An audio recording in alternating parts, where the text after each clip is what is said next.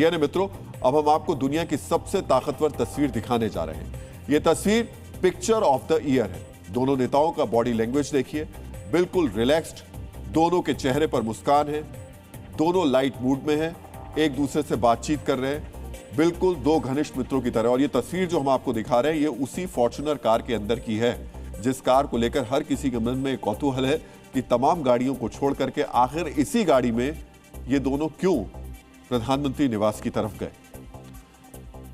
PM Modi ने लिखा अपनी इस पोस्ट में कि मुझे अपनी दोस्त प्रेसिडेंट पुतिन का दिल्ली में स्वागत करते हुए खुशी हो रही है। मैं आज शाम और कल हमारी मीटिंग्स का इंतजार कर रहा हूं।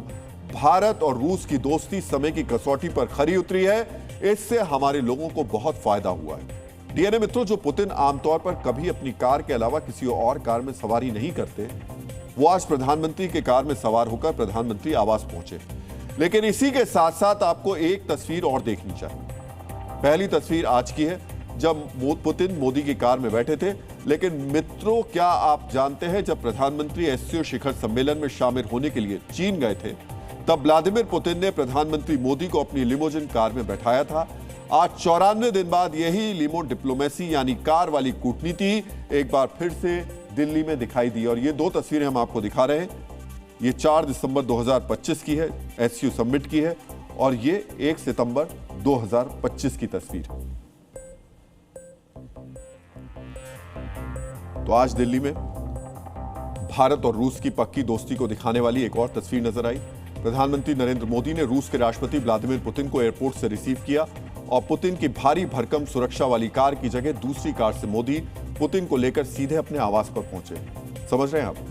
ग्लोबल डिप्लोमेसी में ऐसा नहीं होता कि मेहमान राष्ट्राध्यक्ष एयरपोर्ट से होटल जाने के बजाय सीधे मेजबान राष्ट्राध्यक्ष के घर चला जाए। ऐसा सिर्फ रिश्तेदारी या करीबी दोस्ती वाले संबंध में देखा जाता है।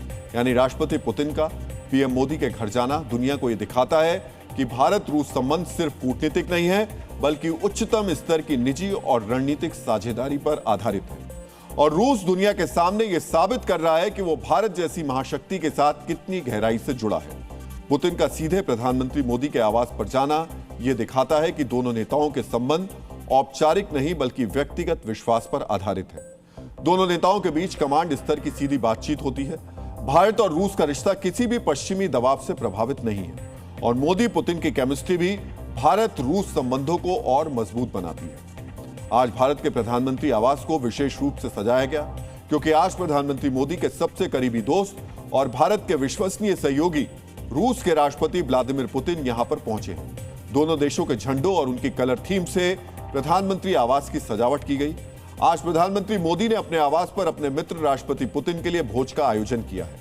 आज प्रधानमंत्री मोदी और राष्ट्रपति पुतिन ने ऐसी केमिस्ट्री दिखाकर अमेरिका, यूरोपीय संघ, नेटो और चीन को भी संदेश दे दिया कि भारत और रूस एक दूसरे को वैश्विक रणनीति में सबसे ऊंचे स्थान पर रखते हैं और दोनों देशों का रिश्ता अटूट है।